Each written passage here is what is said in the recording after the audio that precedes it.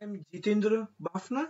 Today we will going to see a cache scope with Mulesoft. So what is the advantage of using a cache scope in Mulesoft? Basically, what is the need of cache? If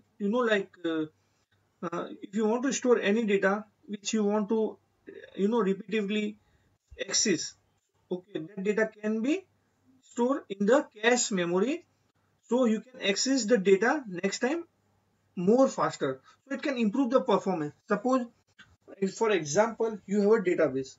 So in database you are saying like select star from xyz table where country equals to India. So you can fetch that result and you can store into the cache memory, and second time whenever you are sending a same query, it will it will fetch the data from the cache memory instead of going to the database. So performance will get improved. So we will going with one small demo. So you will come to know like how you can use the cache memory. So let me create a new application file, new mule project. In the project name, I can select like cache mule app, and for runtime I will keep 3.8.3 only. For me, there is only one time runtime only. In your case, there can be a multiple runtime. You can select depending on your requirement. Fine. So I will not going to select any other setting. I will simply click on the finish. Okay. And now it will create an application for you or for me. And next thing, I will going to drag and drop HTTP listener component. Okay. Let me do one thing. Under connector configuration. Okay. I will going to do the connector configuration. I will click on this add button. I will keep all the setting as a default setting. I will not going to change anything. In the path, I can give a cache. Allow method, I will say get. Okay. Next thing, I will look for cache scope. This is my cache scope. I will going to drag and drop cache scope inside that. One thing, I will going to drag and drop logger, and finally I will going to drag and drop set payload. Okay, and the logger I will write nothing. Okay, okay. Otherwise I can say hash payload. Okay, or I will say okay. I am not getting data from cache. Okay, this is the message I will going to print. Now set payload, I will say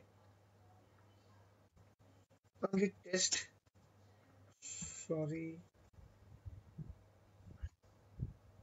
I will say test data and this. Okay, so now I will go here. For first time, I will keep my caching caching strategy as a default. Let me run my application. I will say yes. Till now, till that I will set here.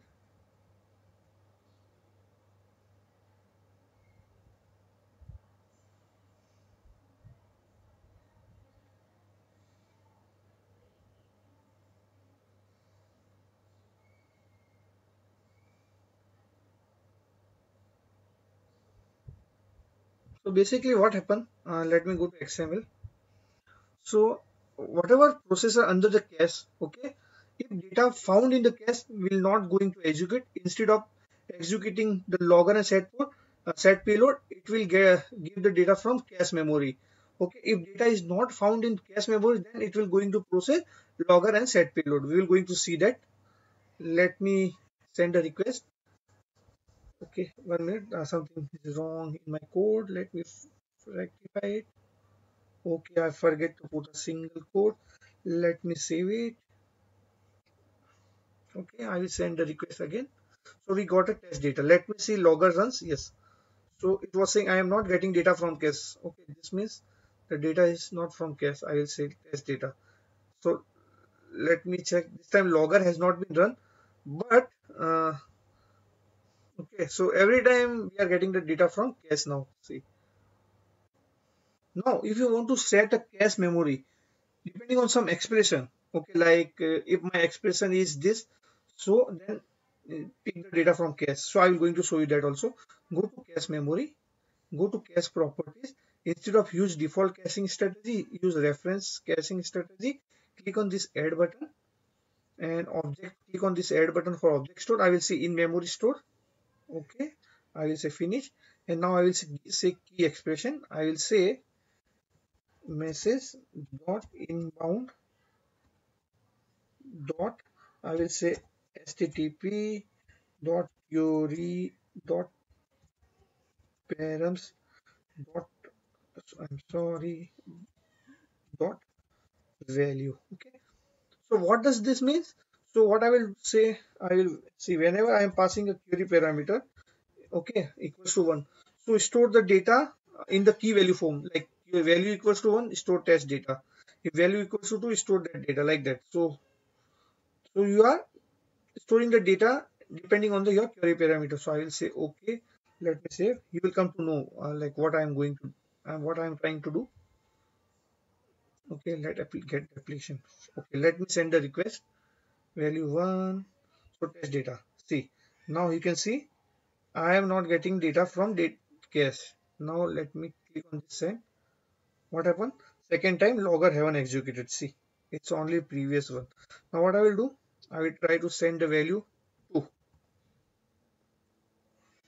Now go to this. See, this time logger has been executed. Okay. So again, if I try to send value 2, it will not going to execute the logger again. So basically, if the data available in cache, the processor will not get executed, logger and set payload. If data is not available in the cache, the both processor will execute it. And now we are storing the data in the cache, okay, depending on your query parameter. So now I will say 1. So it should again pick the data from cache only. See, right? Now I will try with 3. It should see, now it has executed the processor. So basically what I am trying to say, like cache is very important component. Okay, when you are facing some data continuously, so instead of facing the data continuously from database, you can store that into cache memory. Fine. So it will definitely improve the performance of application. Fine. So this is one of the advantage of the cache memory. Okay. So hope you enjoyed the video. Thanks for watching a video.